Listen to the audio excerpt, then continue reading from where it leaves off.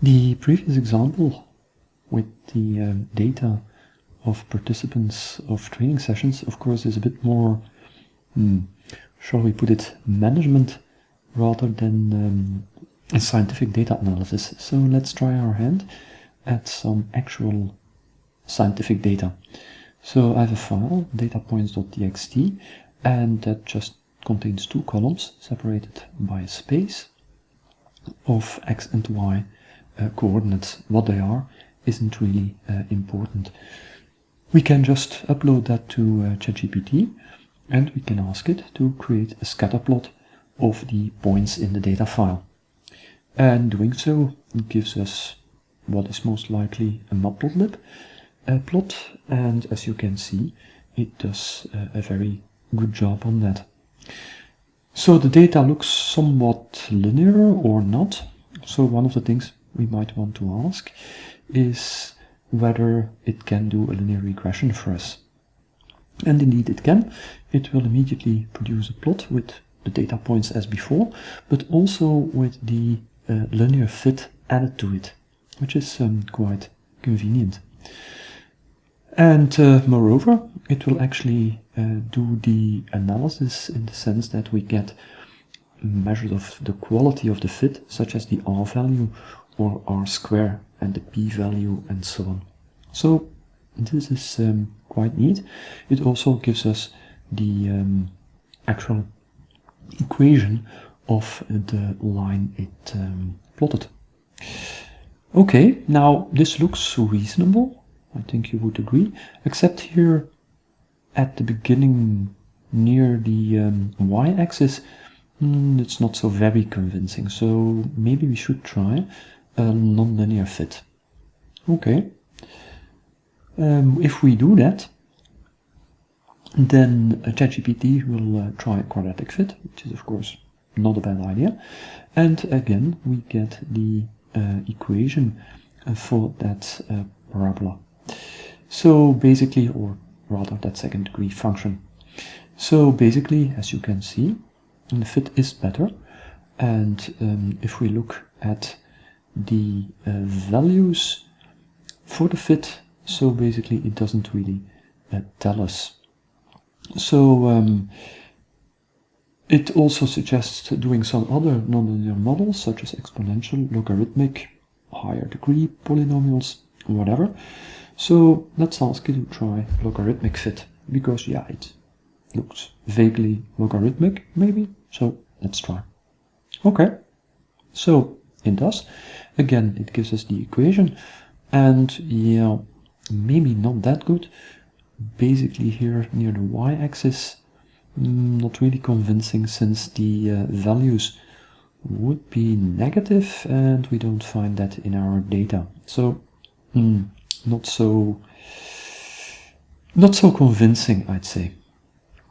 Then we can ask, of course, which of the three models has the highest R value, and doing so, we get a nice comparison. The linear model has 0.93, the quadratic model 0.95, and the logarithmic model 0.88. So clearly the quadratic model has the highest R square value, which indicates that it would be the best fit among the three models, the linear one, the logarithmic one, and the quadratic one. Okay, would I like to explore other models? Well, maybe, but let's ask ChatGPT what it would recommend us to do based on the data. Okay, actually it will recommend a couple of things which may or may not make sense. An exponential fit, that really doesn't look exponential to me, neither with a positive or negative b value, but okay, it might be appropriate. Nah, I don't think so. A power law, could be, and of course then higher order polynomials such as a cubic fit, yeah, why not, could be, but okay, that's leading us down some rabbit hole where maybe we don't want to go. So let's ask it to do a power law, please, power law fit. Okay, doing so gives us a rather good fit. And again, we get the equation. And the performance, which it gives us automatically this time, is in fact quite good.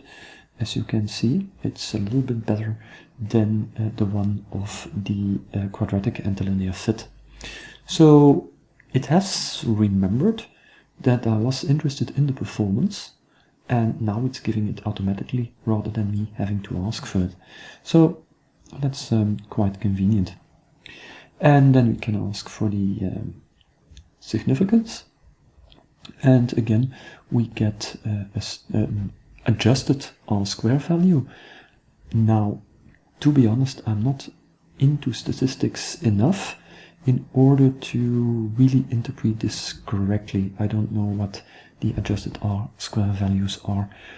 It also does an F-test comparison, and basically the conclusion of that would be that the power law model is significantly better than the quadratic fit. Also note that it actually just has taken into account the linear fit and the quadratic fit, and simply has dropped the logarithmic fit, which wasn't that great anyway. So again, that's rather a neat feature. And basically the conclusion is that the quadratic model is significantly better than the linear model, but the power law model is even better.